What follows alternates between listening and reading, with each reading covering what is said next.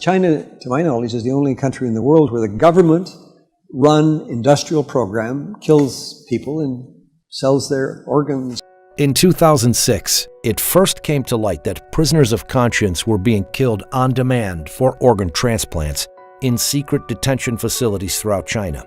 It was back in 2005 when a patient of mine came to me one day and told me that he was told by his insurance company, his Israeli insurance company, to go to China in 2 weeks' time as he was scheduled to undergo heart transplantation.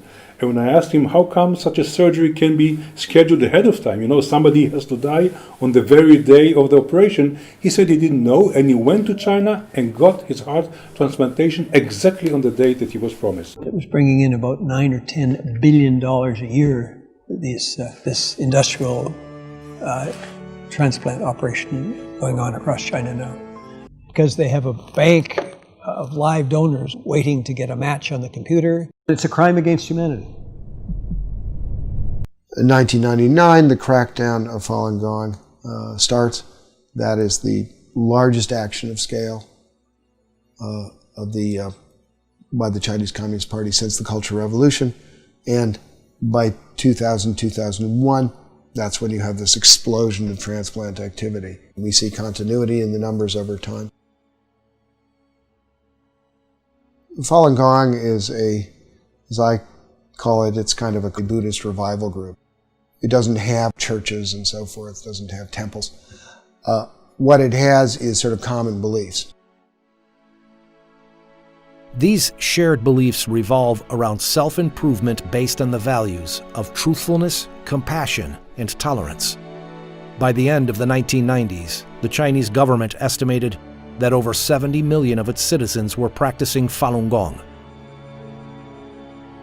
Jiang Zemin, the head of the Communist Party at the time, saw Falun Gong's popularity and revival of traditional values as a threat to his rule, and launched a violent campaign to eradicate it in July 1999.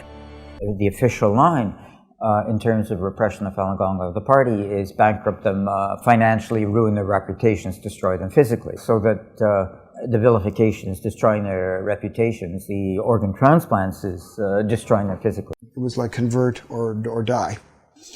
Convert or die. Turn in your friends or die.